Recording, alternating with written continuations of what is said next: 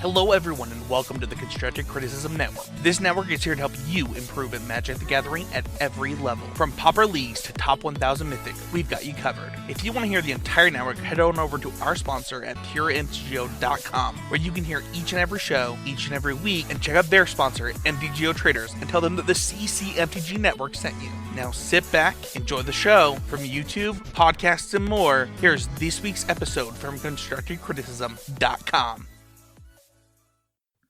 How's it going, everybody? It is about 2 o'clock, Saturday, March 14th, 2020, and it's time for the 66th trip down the Homeward Path. This is my show. My name is Adam.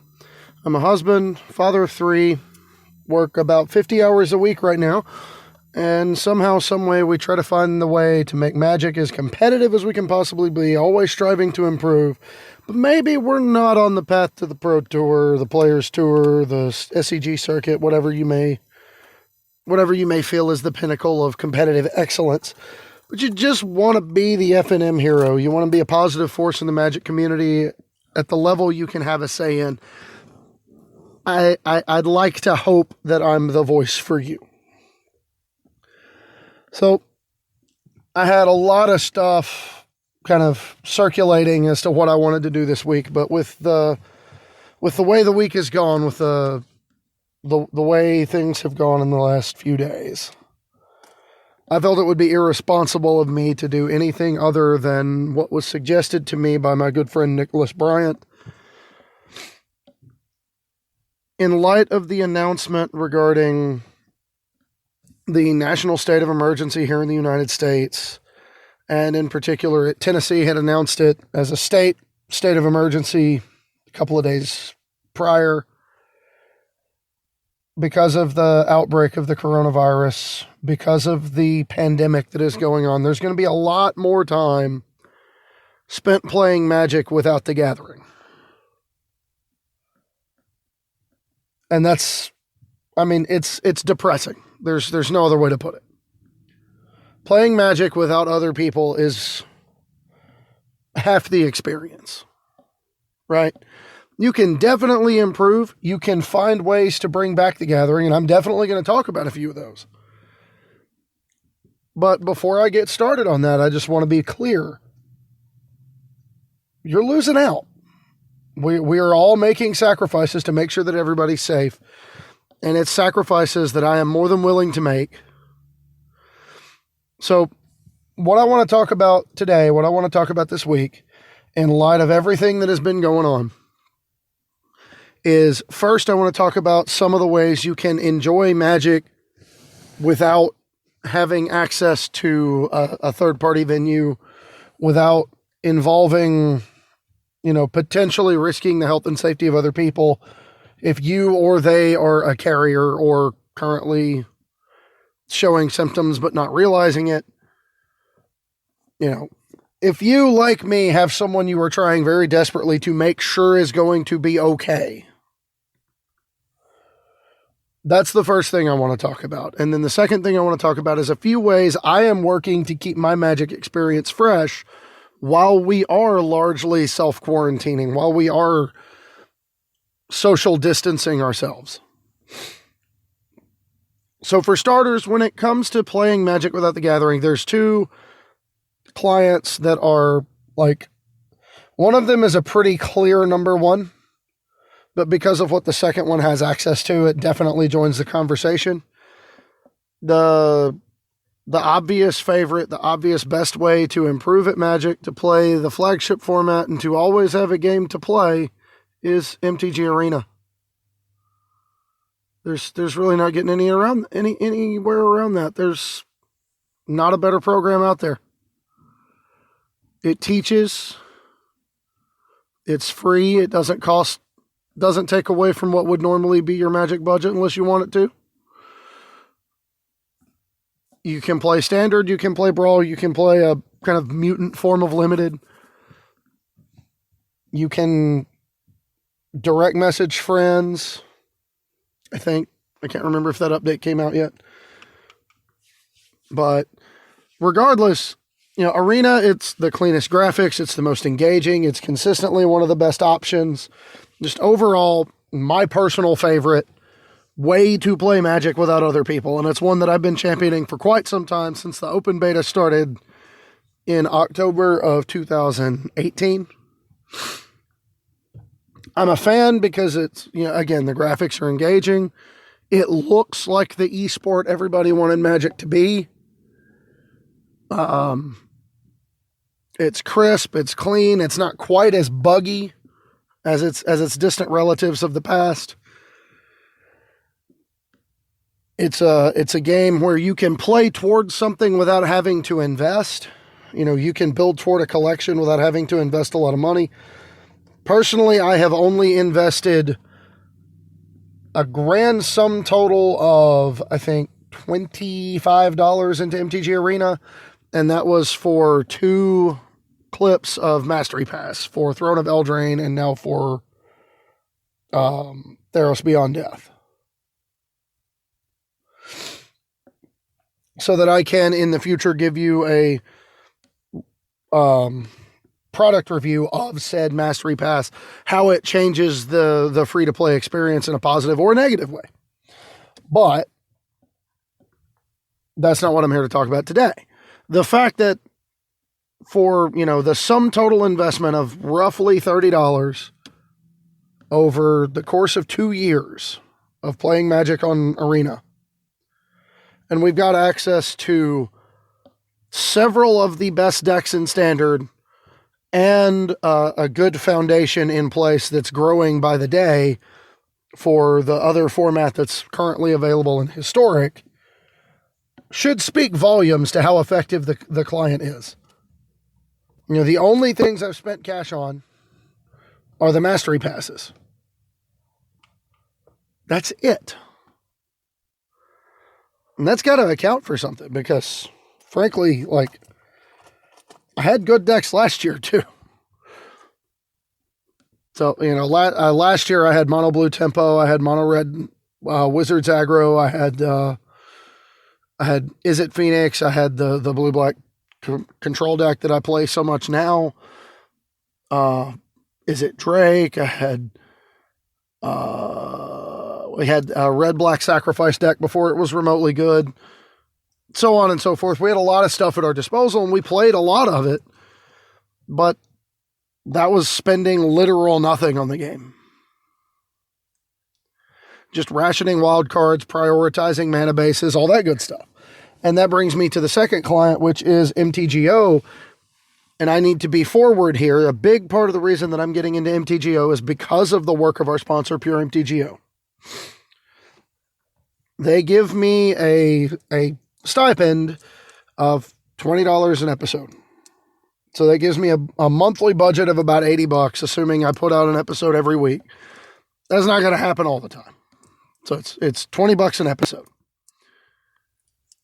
I'd be silly if I didn't use that, because that stipend only goes to MTGO traders. So I got to use the compensation I'm getting. But it also gives me an opportunity to give you more content in the form of how I am using that capital, what it's going toward. And we'll get to that in a minute. But, MTGO is fun. It has the most formats available in a digital Magic platform. And it's engaging. It's great. There's also social media. You can reach out. Again, if you're socially distancing yourself, the primary socializing you need to be doing is on social media. It's unfortunate, because social media can often feel like a cesspool of the worst of humanity has to offer. But there's some good people out there too. Those are the ones that I try to follow. I don't like the overall, the overwhelming sense of negativity. So I make a point to not have it in my life in any way, shape, or form. And then last but not least, there's also the age-old tactic of playing Magic through Skype. And it's something I'm looking to test a little bit, because we've got people locally, or formerly locally. Nick is one of them. Brett is one of them. My cousin Cody is one of them, that desperately want to play Magic But whether it's because they haven't found a new group to play with yet, they don't have people locally that they're engaged with, or just because they want to catch up and have the gathering while they play Magic again. Now, it'd be really easy for me to tell all of them, hey, just go get on MTGO, buy a commander deck and get after it, just like you would in paper. But they weren't planning on spending that money. Money's going to be tight right now. I understand that as well as anybody. We burned through a little more than we'd anticipated preparing for all of this. But it's put us in a position where everything's going to be fairly safe. But we have the option when it comes to playing Magic online. A webcam is $20. Skype is free. I already have a headset. I don't know about you. I already have 2 headsets. One of them primarily gets used for my PS4, but it will interface with the computer. And then the other one almost exclusively is used to record this show. So don't let your passion for Magic die down because you can't play it face to face. There are some workarounds. Keep yourself engaged. Keep yourself, keep the passion, keep the fire alive.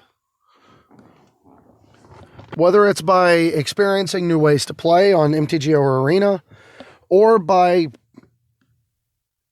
calling up a couple of friends, setting up a Skype channel, turning the cameras on, let's play a commander game. We can do this. We can make it through this. It's gonna suck. There's not a way to sugarcoat that. I'm pretty regular about being blunt about this sort of thing. It's gonna suck, but we can get through this. And one of the ways I'm looking to get through this is by using it as an opportunity to challenge myself a little bit. First and foremost, on MTGO, again, I made no secret. I'm planning on being open about where capital is coming from and how it's being spent when it comes to my Magic budget. I explained how I was using my trade order the last time I did an episode like this. But in light of everything that's going on, those investments are not looking very good right now, just because I will never get to use them. So, thanks to the help from Pure MTGO, I am getting a solid foothold into Magic Online. Good old-fashioned kind. And it's starting where I talked about last week. Mono Red. And there's a couple of reasons I chose Mono Red. Chief among them being the price. Let's be real. The standard Mono Red deck, I believe, was somewhere in the ballpark of about 50 tickets. $50.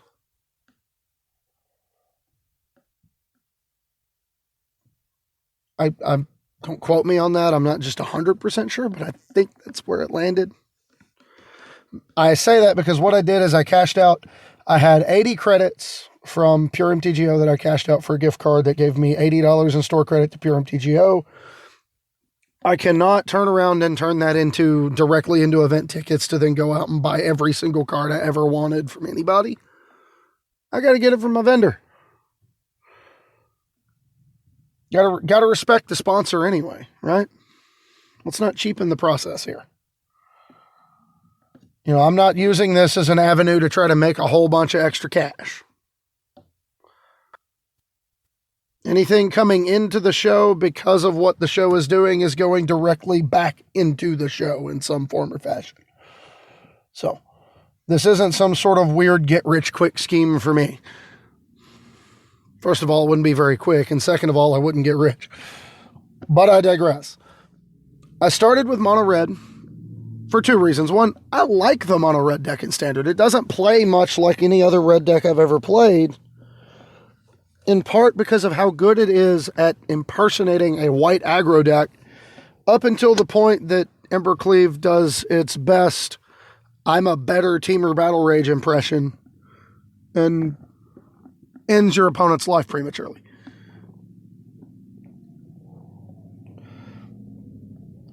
You know, similar to how Heroic Reinforcements did it in the mono white deck last year. Splash just that little bit of red. But I'm also looking at starting in Big Red in Pioneer. And there's a reason I went to Big Red. Price. No, I'm mostly kidding. It is definitely a deck I can get into for cheap. I didn't have to invest a ton of capital into.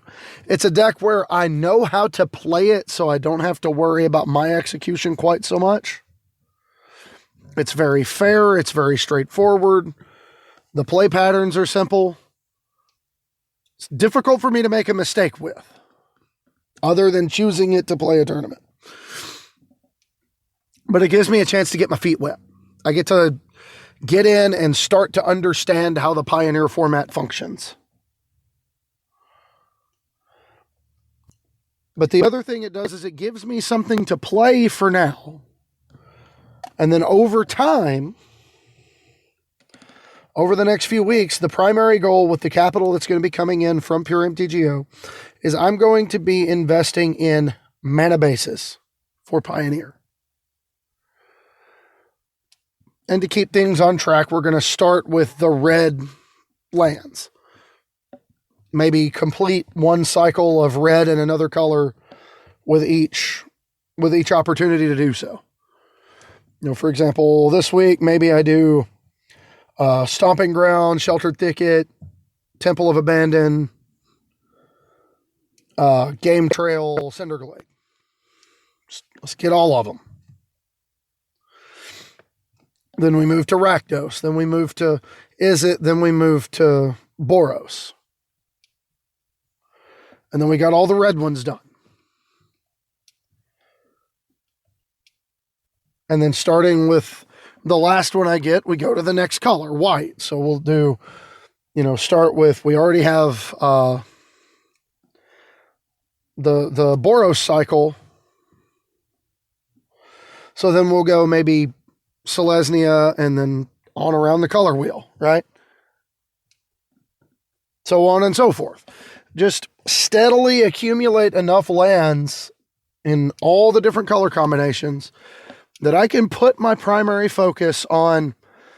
If you have a mana base available to you, here's some decks that are on a budget. Because it's a different spin than what anybody else does when it comes to budget Magic content, right? And that's a challenge for me. If you have a mana base, here's a deck core that is competitive in leagues and that kind of thing that you can get into on Magic Online for, $40 or less, something like that. Right? The upfront investment's a little higher, but the long-term investment is much more palatable because you can still cast your spells if it doesn't work out. And I started with red because, why wouldn't you? It's great. I know Big Red in Pioneer does not get a very good rap. It's a little too fair at times. But it's something that's always been a little bit of a passion of mine. I've always kind of liked the mid-rangier red decks. Push comes to shove, the current mono red deck in Standard is not awful. The second thing I want to talk about when it comes to keeping your Magic experience fresh while we're doing this, because I mentioned my Magic Online approach is to challenge myself. It's to utilize it to create content, utilize it to push myself in a different direction. With Arena, it's to push my deck building skills. And in particular, I've got 3 ways that I go about building decks right now that allow me to kind of flex the muscle a little bit to get myself off the beaten path. The first, and the one that I do the most, is to take an existing stock list, play it enough to get to know it, and then change as few cards as possible to potentially line it up better against the field. A really good example of this is what I've done with Mono Red Aggro in Standard, wherein Light Up the Stage is kind of a hot button card. It's either really good or really bad. So I've started tinkering with replacing some number of Light Up the Stages with Scorching Dragonfire. One, because it takes pressure off your Bone Crusher Giants as removal spells. It allows them to go upstairs more often. It allows them to snipe Planeswalkers more often. Just in general to be a more effective card because you have that little bit of extra removal. And then two, it actually gives you an out to something that the red deck currently doesn't have. It gives you an out to Uro and Kroxa. Because when they cast the first half, the non-escaped version, you allow the triggers to stack and then you cast Scorching Dragonfire on it. Scorching Dragonfire puts a tag on it that says, hey, if this is going to die, it's going to get exiled. And then they sacrifice themselves. That's so good. That is so good right now. First of all, in the mirror match, it's great. It exiles Anax, so they don't get any tokens. It's an instant speed out to an Embercleave attach. Because there are very, very few things in the red deck mirror that Scorching Dragonfire doesn't obliterate. Torbrand being the only one, and if you've got your own Torbrand on the battlefield, you still get it.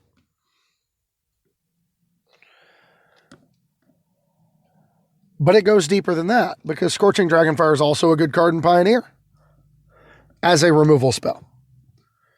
It exiles Thassa's Oracle that's cast early on to try to filter, which means it doesn't go into their graveyard for when it gets inverted. It doesn't go into their graveyard for them to escape it with an Underworld Breach.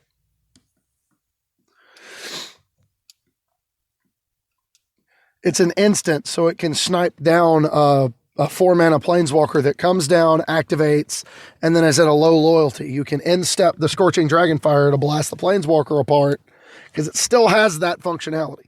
The only thing it doesn't do that you want your burn spell to do is go upstairs. And that's okay.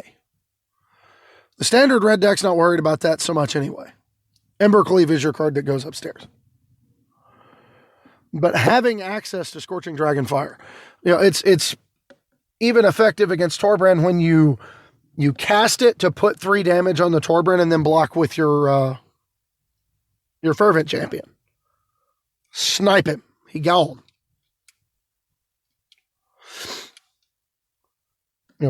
It forces the opponent to be playing Infuriate because Rimrock Knight's not going to, Boulder Rush ain't going to do it. So on and so forth. It just seems like a really effective tool to have at your disposal. And staying along that parallel, another thing that I have been known to do is take an existing property and find a way to warp it around a different axis. Nowhere have I done that better than with nowhere am I doing that more than with the adventure deck right now. For me, the key cards in the adventure deck are Edgewall Innkeeper, Lucky Clover,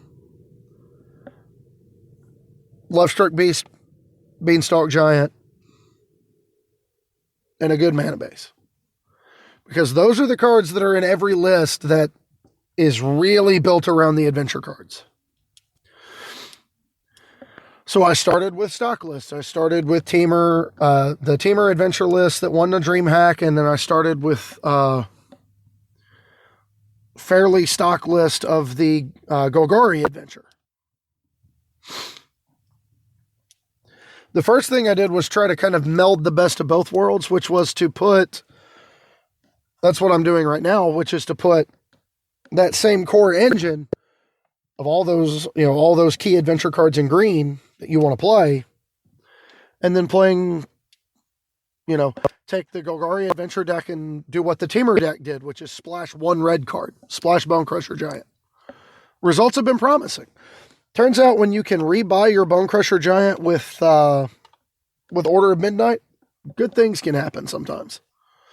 It's difficult for your opponent to grind you out. Between Bone Crusher Giant and Murderous Rider, you can dominate the battlefield more readily. You have more removal in your deck.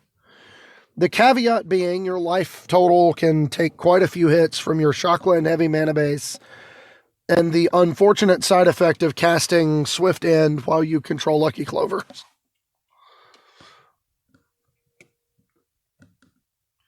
So it necessitates maybe a little bit of life linking your deck. The other option I'm looking at is taking that green-black Adventure Core and splashing the good blue cards. Play it around a little bit of a different axis. Make it more tempo-focused. Make it more toolboxy. A little more of a finesse strategy where the Jund version is more of kind of a blunt instrument. Make this one a little more of a surgical tool. Order of Midnight plus Brazen Borrower and Order of Midnight plus Fae of Wishes are also a really unique interaction. The ability to buy those cards back. Brazen Borrower just buys you all the time in the world. And Fae of Wishes gives you access to powerful sideboard cards. And in particular, when you have access to black, that means you can play more Planeswalkers in the sideboard. You can play cards like Garruk, Cursed Huntsman. You can play Liliana Dreadhorde General. You can play Ashiok Nightmare Muse. Ashiok Dream Render against, search-heavy decks. Or decks that are trying to grind you out. You can exile their graveyard when they're, walled up behind Elspeth Conquer's Death. Whatever the case may be. Liliana is a clean out to Dream Trawler. You can find Enter the God Eternals. You can find Ritual of Soot to clear out all the small stuff. Then your Order of Midnight will just rebuy your things. So the idea that Standard is solved, the idea that Standard is all in one place is a little bit laughable to me, because I like to experiment anyway. And then the last way I like to experiment, the way I like to do wild deck building projects, keep my Magic experience fresh, is find build around cards. And you could argue that I've already done that with the adventure deck, but I didn't really do that before I got to see it in action. By contrast, like the life gain deck is always something I'm kind of poking around with. Dreadhorde Arcanist is a card I will probably never put down whether I should or not. I've still got a version of the Spell Red deck kind of cooking in the back burner. In particular, it's interesting since Infuriate is already so effective. Having access to, attack with Arcanist, cast Infuriate, swing the team, cast Infuriate with the Arcanist trigger, cast Boulder Rush on him, flash in an Embercleave, just dominate your life total. Seems intriguing. I don't know how good it is, but it's intriguing. The real secret is finding an effective one-drop toolbox for your Arcanist. It's obviously very powerful with Samet Sprint, where you can cast either the Arcanist into Samet Sprint directly, or if you just cast the Arcanist on 2 and then cast like a Burning Prophet or a Fire Urchin on turn 3, you can Samet Sprint that, attack with the Arcanist, cast the Samet Sprint again, and you kind of get paid off on both ends. Either the Arcanist attacks as a 5/5 trample, or, the Fire Urchin gets in as a 5/5 trample. The Burning Prophet maybe scries several times between itself and the Samet Sprint. Is it great? No, it kind of functions like a bad burn deck or a bad prowess deck, but is it fun? Oh my heavens, yes it is. So there's always something to be done when it comes to tinkering with a standard format. Maybe you're in the same boat where you want to take an existing property, you want to take an existing piece of the metagame and tune it by changing as little as possible. You want to position it better against the field by changing a card or two. Like I have with the current iteration of Mono Red Aggro. I think we're playing a split of 2 Light at the Stage, 2 Dragonfire main, with the other 2 Dragonfire along with Lava Coil on the board for the creature mirrors. Just having that little bit of extra removal has been really effective. Maybe you want to take an existing property and warp it around a slightly different axis. Maybe that means taking, I'm trying to think. Maybe that means playing the Fires deck in Teamer. Maybe that means playing the Adventure deck in Sultai. Maybe that means playing, splashing a color into the grindy green-black decks. Maybe that means splashing a little bit of blue into your Gruul aggro deck. Because Brazen Borrower's a heck of a Magic card. Whatever the case may be. Maybe you're splashing for board wipes in your blue-white control deck. Or disruption in your blue-white control deck. Maybe your Esper Hero deck's not getting it done, so you wanna play Hero Precinct 1 in a slightly more proactive shell. I don't know. That's the beauty of this game. There's always a new experience to be found, and especially right now, as events are being canceled, as gatherings are being put to rest, there's no time like the present to reinvigorate your thirst for playing Magic your way, not the way that wins tournaments necessarily. You can improve without improving your win percentage. You can improve without putting results on paper. Sometimes the improvement is in taking some pressure off of yourself so that the game becomes more fun for you again. And that's one of the most effective ways to keep your game fresh. It's one of the most effective ways to enjoy the game as a whole. Maybe you've never played Commander before. Sit down and give it a shot. Whether it means taking an existing property and changing a few cards because you don't like them or because you can't afford them. Whether that means taking an existing popular general, but building him a different way, building it a different way. Maybe that means finding a build-around card that doesn't get a lot of love. Build around that. Whatever it is for you, do it. There's not really a better time for it. It's kind of hard to feel like it's kind of hard to worry about being shamed out of the room when you're not allowed to go in the room in the first place. So that's all I've got for this week, everybody. I know this is a delicate topic, and I just kind of came at it with all the finesse and subtlety of a Neanderthal. But it's what I've got. It's what I'm doing, quite frankly. So as much as I would like to be able to tell you everything and anything that is just absolutely going to work every time, and you're going to come out of this ready to go win tournaments, if I could do that, I wouldn't be doing this. I'd be going and winning those tournaments myself. But I can say from personal experience, the number of times where I've been unable to go play Magic for different reasons, because my LGS was too far away and I didn't have anybody locally to play with. Because I didn't have an LGS. Because the community that I had access to was toxic. Because we were kind of in between stuff and I didn't have the money to make the trips. Whatever the case may have been. What kept me sane, what kept me getting better, was building up the passion for the game. It was making an attempt to keep the game fun. And I would encourage all of you to do the same thing. This game is incredibly fun. It's incredibly deep. There is no one correct way to play it all the time, every time. Every play has a counterplay. There's no one singular best deck all the time. Just do the best you can. And for the time being, that means do the best you can to keep enjoying it. Because these next few weeks, months, however long this thing takes, these are going to be brutal. And Magic is going to be one of the few things that is going to keep most of us sane as we go through this. I joke all the time about how I'm basically at home or at work, but I'm literally only going to be at home or at work.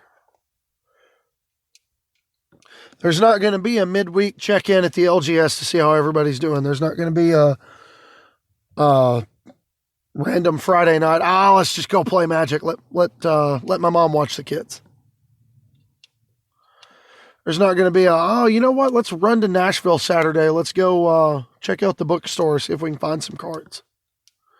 Let's go meet somebody for lunch, There's not going to be living vicariously through other people by watching them play events on stream. And that's going to suck. And one of the ways I'm going to combat that is by just going full on mad scientist mode and trying everything I know to try to keep the game fresh for me. Maybe this is the month I finally make that the Arena Mythic run. It's not like I've got a whole lot else better to do. If I can do it with a brew, that's even better, but maybe that's the goal this month. Let's go ahead and take a stab. Let's see how high we can ladder grind. But even if it's not Magic, the biggest thing I could advise anyone who's listening to this show right now, the biggest thing I can advise you on, find an escape. Find something you can do to take your mind off of how depressing the entire situation is. It's really easy to get sucked into the never-ending cycle of anger and depression in this situation. Anger at the people who caused it, depression that you can't do anything about it. Find an escape. Find a way to take your mind off of it, please. And that's all I've got for this week, everybody. I want to thank you for listening, and I want to let you know, if during this whole situation you need someone to talk to, please reach out or just let somebody else know to let me know. If you don't feel comfortable reaching out to me directly, give me a hint. I'm terrible at picking those up, ask my wife, but give me a hint.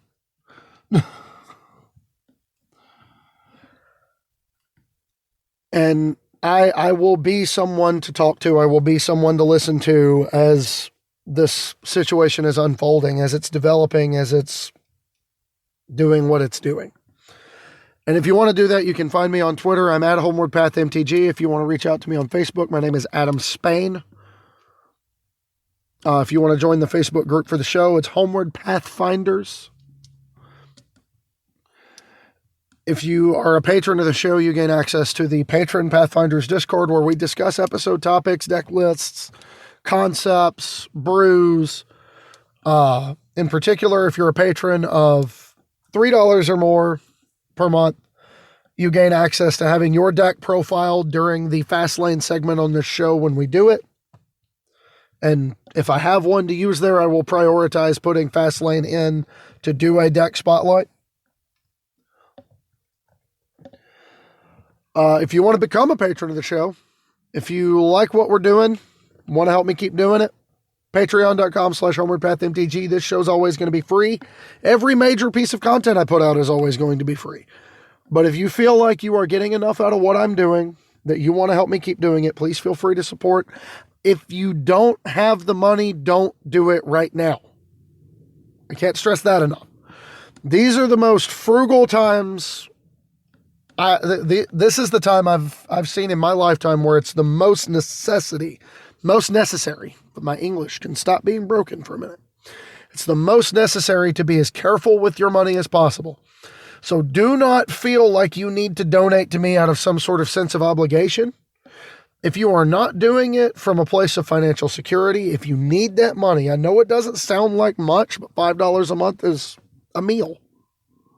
I don't want anybody skipping meals for me. Okay? And if you are skipping meals and you're having trouble, please let me know. I will find a way to help you, if at all possible.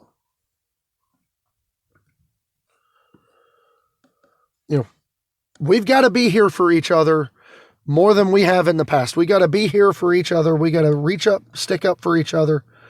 This is the time we need to do it the most. So, at the end of the day,